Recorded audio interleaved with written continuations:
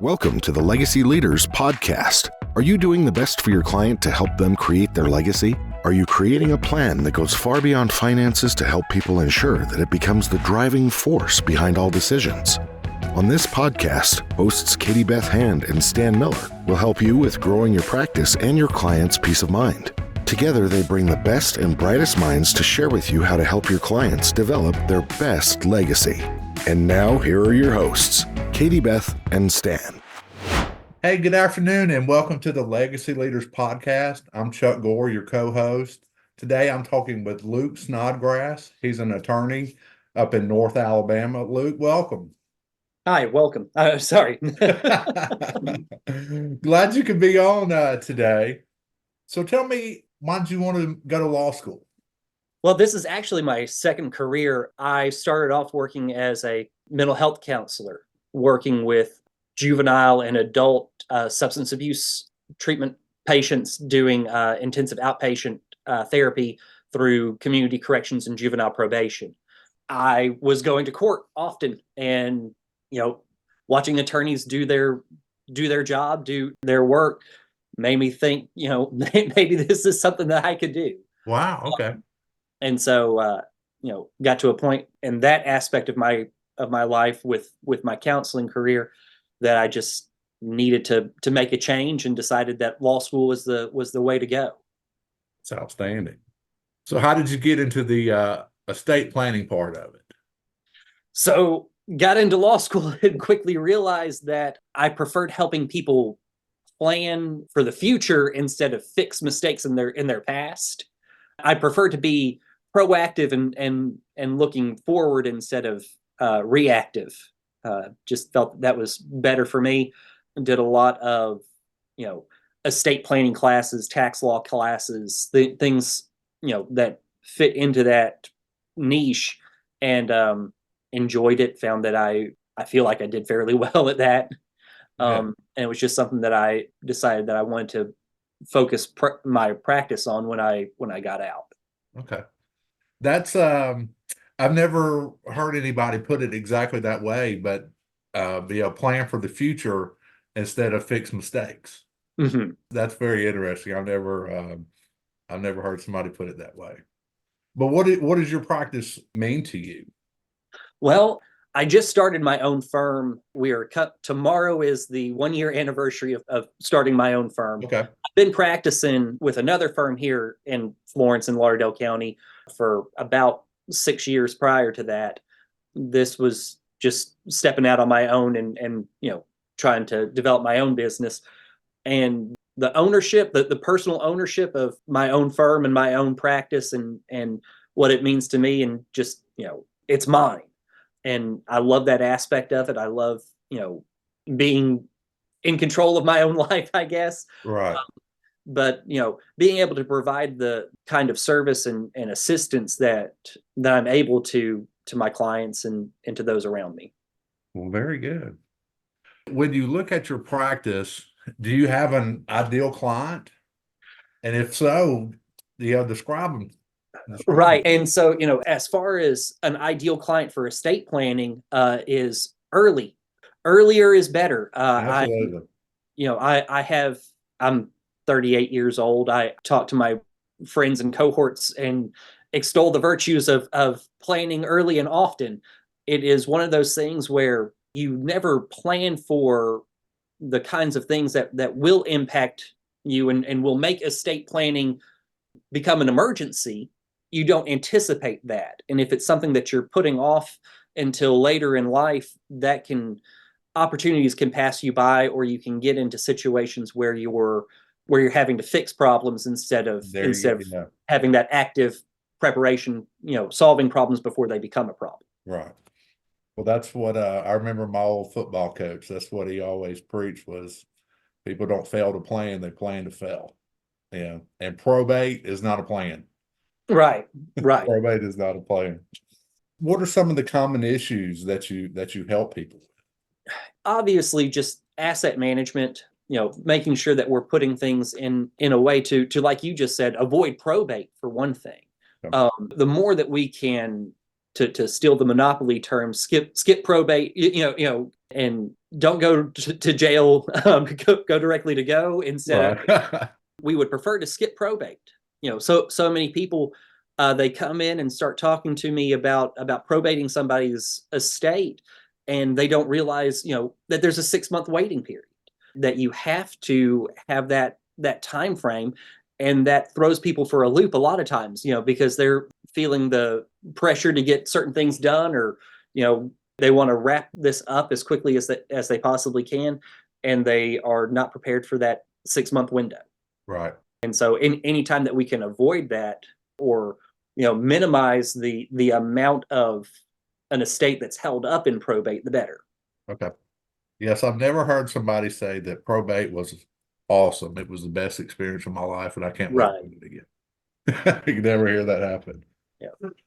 Well, with that being said, that's what a lot of people have. They have misconceptions when it comes to, estate planning issues. What are some of the ones that you see a good bit in your practice?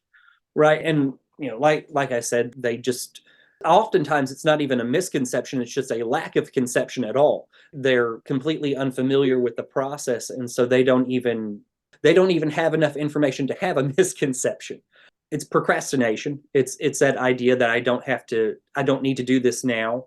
I can wait until I'm older. I can wait until, things are more settled with my family. I'm done having children, whatever it is. The idea that this is something that it's better to put off and not have to come back and fix it later. I don't want to draft my will too early. I'm not done having kids, or I don't know all the stuff that I'll have when I die. Nobody knows the stuff that they're going to have when they die. Right. In my opinion, people get real skittish or kind of gun shy about making these decisions now because they can't see the future, and they don't want to have to return to the attorney and update or tweak or fiddle with their estate stuff. But again, like I said before, the worst scenario is to not have anything there. Right. And then you're just playing by intestacy law, and doing whatever the state of Alabama says that you're going to do. Right. Or whatever state. Do you know of an example like that? Somebody that didn't have any planning and it just went awry? Every administration that I do has things that pop up that make things more difficult, more time consuming, more burdensome than if there had been some planning. Obviously, a will, expressing your wishes, expressing your desires, tailor makes what you want to have happen. I was having a discussion with a client just a couple of weeks ago, talking about intestacy law and an estate for his child recently passed, married but had no children, and just the realization of what Alabama intestacy law does with that situation, where the wife gets a portion of that estate, but it also goes to the parents because there's no children involved. Right. And that's something that people don't ever think about, don't ever plan for. I mean, obviously he was a young man when he passed, and it was very tragic. It can just compound issues even further when you add on unnecessary court time, litigation. Not that this was turning into any sort of like contentious situation, what I'm talking about specifically, but there were elements of that estate that, because there wasn't a will, became more time consuming and more, it just keeps the emotions heightened for longer. And that's when people are trying to go through a difficult process and the loss of a loved one. That's never something that you would want to do. You don't want to add stress and anxiety to a situation. You want to minimize it. Right.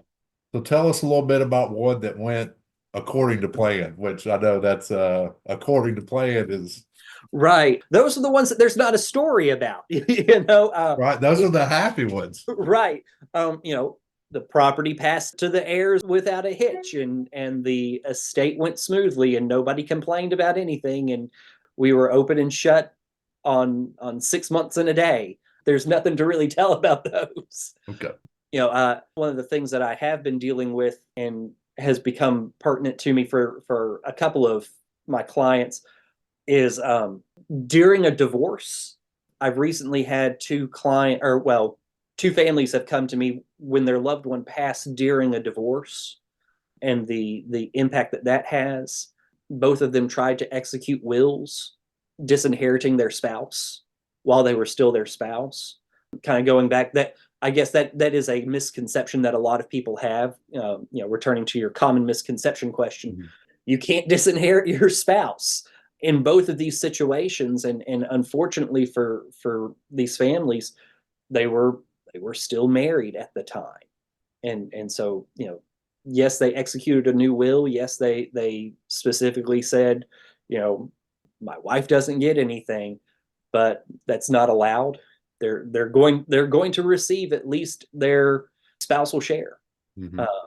And that was a hard conversation to have with these families, making them understand that, yes, there's a document. Yes, your loved one executed this document, and it's, it is a good and valid will. However, there is a clause that is not enforceable in this will. And because of that, we're going to have to do other things. Wow. Well, when it comes to your practice, what are the biggest challenges that you're facing? I know you're coming up, one day from your anniversary. Yeah, and it's just finding the time to make sure that everything gets done. Right. I stay pretty busy, just trying to make sure that I'm dotting my I's and crossing my T's and getting everything across the finish line when it needs to get there. Right. It's been great this last year. I've been real blessed, and I'm very excited about the next year and every year thereafter.